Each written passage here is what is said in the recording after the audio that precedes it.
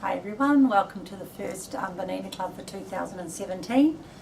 Today I'm going to show you how you sew with a very stretchy fabric and also sewing with a stretch lace as well.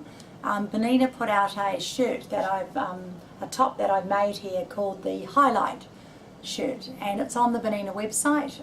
By now you ladies will have the link to this shirt. It's a paper pattern that you can download as A4 pieces, and then you join it all together.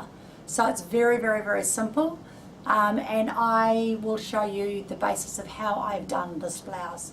So to start off with, the first thing you need to do is please make sure you've cleaned your machine out. You're going to be working with knit fabrics, so you're going to need some type of knit ballpoint stretch or microtex needle. Now it's very tricky to know what fabric, which needle you need for which fabric. This fabric is called Bonton, so it stretches a lot one way and it stretches a part the other way. It doesn't stretch as much, so you always put the stretchiest part around your body, and that's how you cut your Bonton. However, Bonton also has a right and wrong side. One side is always darker than the other side, and what you don't do is cut this out at night like I did, because as you'll see later on, I've stitched my front and backs differently to show you what you don't do. So I'll be putting a feature down my side seams and you'll never ever know. And like one of my ladies pointed out, the tops that you buy now have a different fabric on the back, so it's probably quite feasible, but a bit obvious on this top. So this fabric, I decided I'd use a microtex needle. Now the microtex needle was designed when a fabric was brought out that had microfiber in it. So they don't tell us if it's got microfiber in it when we purchase the fabric to sell to you. So if you try a ballpoint needle and that doesn't work, or a stretch needle and that doesn't work on a particular fabric you've got, then you need to buy this microtex needle that they have developed to stitch with microfiber threads. Now a lot of the knit tops you buy are very silky and you want to turn their hems up.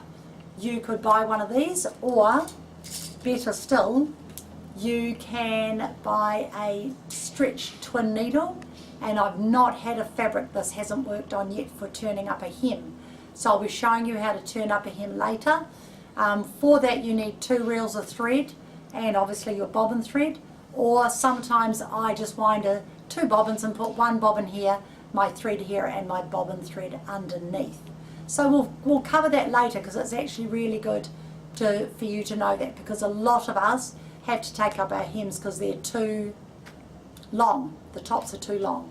So the first thing I needed to do when I was sewing my garment is I cut my front, my sleeves, my back out, and obviously I need to join my lace to my fabric. So this is the bodice part of my fabric, and make sure the stretchy part is lying down. I've got my microtex needle, I've got my metrosine thread, which is a polyester thread on the top and on the bobbin. And my lace, I bought a lace that we sell that has a scallop at both ends, so I could cut my front bodice out across the top, my yoke, and I would have a nice scallop. And what I do when I'm doing this is I overlap it by about, I would say, 1 inch. So if I hold that up there, you can see that I've overlapped it about 1 inch at the narrowest point. Okay, then you just lay it down on the right side of your fabric once you've determined what that is, and sometimes I will sellotape that, sometimes I will pin it. Today I'm going to use the bridle and lace pins because they're lovely and fine and they won't damage my lace. So these are a very fine pin. Now the beauty of these pins is,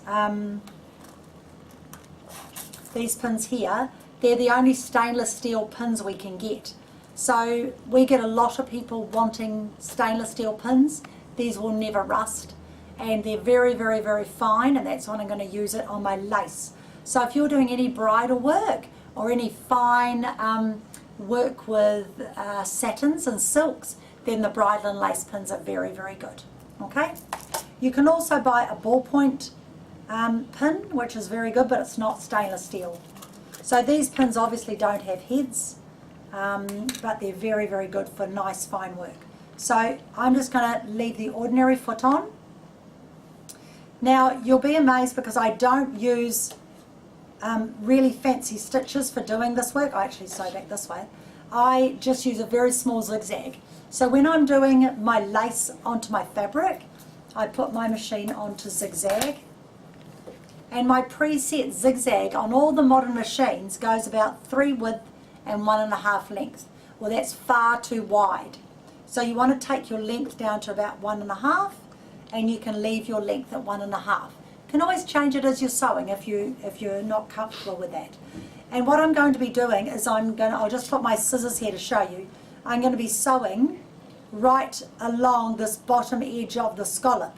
So I'm going to be cutting back, and I'm using these special scissors called duckbill scissors. They have like a duckbill on one side and an ordinary scissor on the other, and that's what I use to cut my lace back. So I'll just stitch this onto here first, and I'm just using that nice little small zigzag. Now you do want to select needle down if you've got it, and it's very handy to use a knee control that lifts your foot up and down if you've got one as well. So I'm going to put needle down, and when I stop, I want to stop with my needle to the left because I'm going to lift and turn my work. Alright, so I was here, my needle's down, and I'm just turning my work to here. Going around a right hand curve, I stop with my needle to my right, turn my work, take my pin out,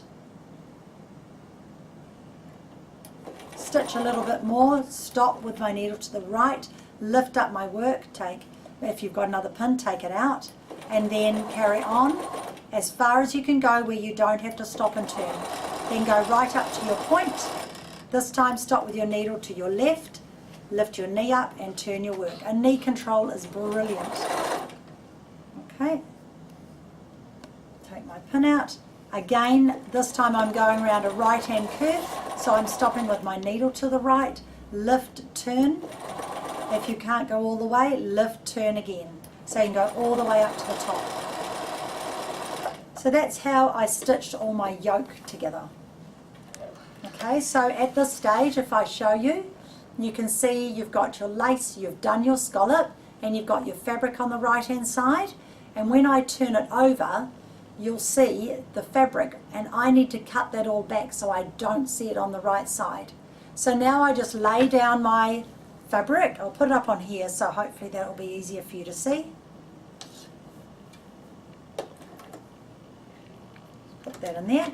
And your duckbill scissors, you're going to have the bill part of your scissor down onto your lace, and the normal part of the scissor is going to come and cut your fabric back. Now the duckbill part stops you from cutting your lace because it lays flat in underneath. It's very clever. So if you've not seen these scissors before, they are a very, very good scissor and very good for doing lace work. I use them a lot whenever I'm joining lace onto fabric, but they're very, very good for knit fabrics. So this is my rubbish part, and now I have a beautiful lace finish, and you can't see the fabric in behind, and if I turn it this way, you can see where I've cut it back. So it's a very, very nice finish to put fabric onto lace. And you know, even if you have a lovely top and you've damaged it, you could cut out a beautiful lace flower, you could sew it around, and then you cut out the hole in the back. So I could actually show you on this piece. This is my spare lace. So I could just find here's a flower here. I could cut my flower back. The beauty of working with laces is they don't fray. So you can cut them back with this sort of fabric because it doesn't fray. And you can take off all that rough little edge. This flower is a bit deformed, but it will show you what I mean. So if you've got a mark in a garment or you've got a hole, you can simply stitch over a lace flower and then you can cut it back and you're left just with your design. So this is not a full flower, but I'll just give the idea. So again, oops, remember to always make sure that you have got plenty of thread, that you've put it in the side of the machine, which I forgot. And stitch around it and then trim right back your fabric, and it's a very good way of mending. So don't throw those lovely tops out that you really like. Just get a bit of fabric or get a motive and stitch it on. And obviously the beauty of this machine is, I'll just put a pin in there so it doesn't move, is I have got my needle down function and I've got my knee control. So my knee control lifts to turn and stop to the right because I'm turning this way, stop to the left because I'm now turning this way. So that's what your secret is to knowing which way to turn. Turning to the right, you are turning this way, you've got your needle in the right, and when I come down to this point, actually you've got to be careful your pins don't get in the road. I'll just pin, may not even need to be pinned now. Come down here, needle to the right to turn there. When I come down here, needle to the left. Okay? So it's very, very simple rule. You'll get used to it, and I use that for all my applique work as well. Because this is a type of applique work, but I'm just putting on a lace motif. Whoops. So you know when you've done it the wrong way because it won't turn so easily. And you don't have to be too accurate because you can't really tell, which is really, really good. Needle to the left this time. Oops. Left and turn. Don't use your knee control at the same time as you're trying to turn because it won't work. Needle to the right, and then when I come to join it up, all I do is go past and a couple of reverse stitches. Now this time I'm going to put the needle up and I'm going to pull my thread out and I'm going to use my cutter so that I don't unthread my needle. So that was my own fault then. So I'm going to cut my little tails and pretend I've got a big hole in the back of my garment, and I've now put a really pretty flower on the top. I can simply pull up the back fabric, make a hole in it, pretend, well you'd actually have a hole in it, make a hole in it, and then I can go all the way around that little flower and I have fixed a problem. So don't go throwing those garments out that may have a mark on them and you think, oh, I can't wear it anymore. You can simply put a little motive on it. And you can just buy a little piece of fabric or you could buy a pre-made motive. So either or will be fine. Alright, so it's a very easy thing to do. Now next I'm going to show you how you join your lace to lace for your shoulder seams. Now when I'm doing this I like to put a stay tape in there. Now rather than something not the right colour, I'm actually going to use my fabric as my stay tape. Can you see there I've just added a motive on? Yes, I know it's not a full flower, but it gives you the idea how you can fix a problem. Okay, so it's very easy. So same rule applies. Now I'll just tell you again, the width was about it's 1 3/4 and 1 3/4, not 1 1/2 and 1 1/2. I've made it a little bit bigger. So if I'm going to sew my shoulder seams together here, this is stretchy, and through the washing I don't want that to stretch. So I want to sew my shoulder seams, and what I do is I find my little bit of fabric that I've lost, and a little bit of fabric here, and I cut a strip of the fabric and I use that as my stay tape because it's exactly the right colour and it's firmer and it's not going to stretch out of shape through washing. Now when I do this, believe it or not, I actually do a straight stitch because I do not want it to stretch. So I just run my foot along the edge, put it on straight sewing, and I straight stitch. Again, the beauty of this fabric is it doesn't fray. So you do not need to worry about having to overlock it because it doesn't fray. So there's my stay tape on my neck edge.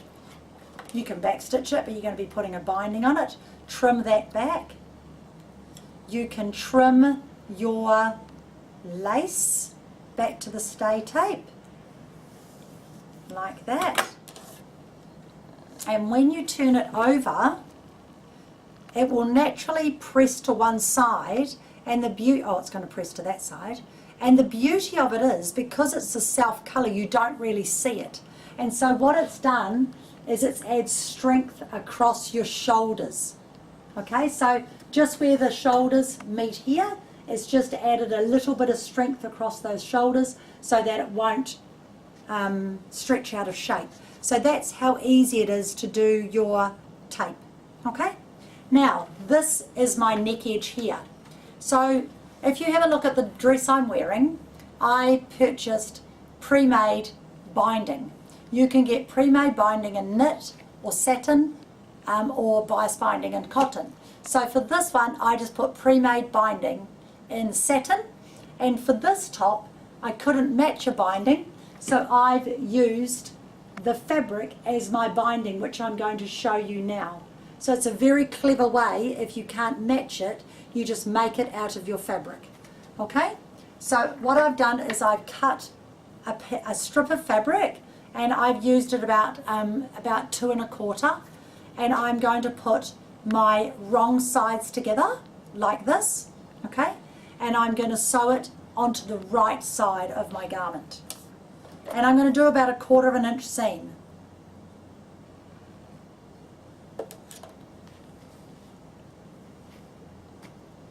And I know what I've forgotten, my number 10 edge stitch foot, which I will go and get.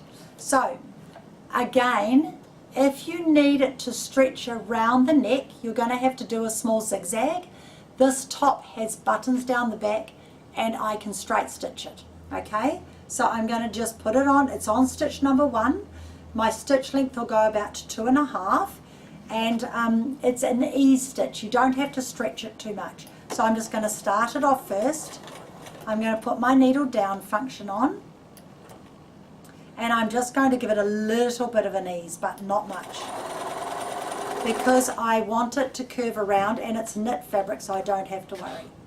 So I'm going to use the number 10 foot to stitch in the ditch. Okay, so you just stitch around, and it goes from the back seam right round the front, right back around to the back seam. Okay, so I'm not giving it much stretch at all. Did I read the instructions of how to make the top? No, they don't do this method, but this is a method I like to do, so that's why I'm showing it to you. So just a 2 1/4 inch binding, and you'd back stitch it for your one because it will be the back of your neck. So then you just cut that off. Now, so what I do now is, there you can see I've stitched it around the neck, correct? Now, this seam is going to go up into here, and I'm going to roll that folded edge all the way over. So I need to just trim this a little bit, okay, so it's not so bulky. So just lay it down. I'll just use these scissors.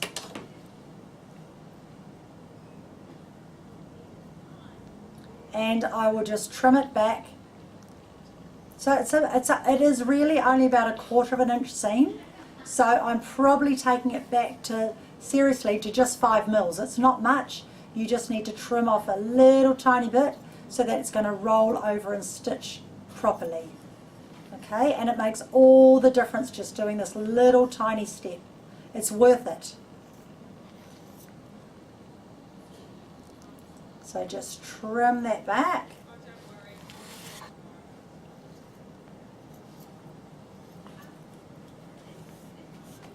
Right, so all your little bits you can throw out. So using your lace, bridle and lace pins, I'm going to roll. I'll just show you again. So here's the right side, here's the wrong side. I'm putting the seam up to the wrong side, and I'm rolling my folded binding over, and I am pinning in the ditch. So when I pin, it's going through my stitching seam, right out through my folded knit binding, and back through my folded knit binding and through my seam. So I'm going to be stitching in that ditch. Okay, so I'll show you what it looks like. It's really, really nice. I like it as a finish. If I cannot match a binding, it's a nice way to do it. So pin through that, roll it up and roll that over. Don't put pins in your mouth. We're all guilty of that. So I'm going to be stitching that binding. So I'm just going to rush over here and find my number 10 foot, I'm sorry. I'll bring it over so I can find it. There it is. So this is your number 10 edge stitch foot, and you know I love this foot, but it's so much easier for this particular job so you can catch the fabric. So the guide is going to go down the seam.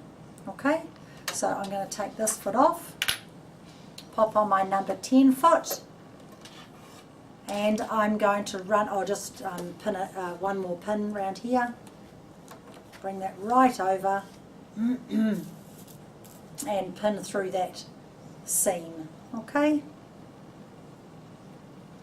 if you haven't got a number 10 foot, then you'll need to just guide it very, very slowly with your number 1 foot. Now, you definitely want needle down, okay? So we're going to start sewing. The needle's going to go down.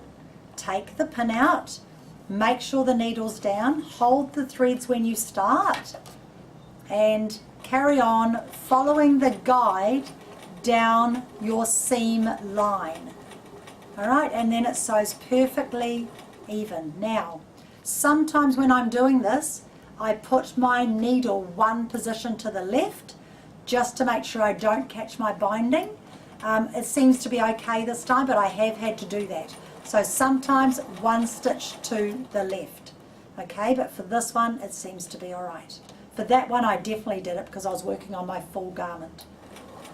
Okay, I'll stop there so you can see the difference. So there is your binding, and I want you to have a really good look at the back. So that's what it looks like on the front edge. So you've stitched right in this ditch here, and look how neat and tidy it is on the back edge. Alright, so it's really neat and tidy because you're working with a folded edge. I think the Bernina number 10 foot is the best foot ever invented, and I'm going to be using it again for the project I'm going to show you next. Okay, so that is how you do that. Now we're going to stop for a 2-second break. When we come back, I'm going to show you how to twin needle, and I'm going to show you how to make an amazing potato bag. Strange but true. So I'll see you in a minute.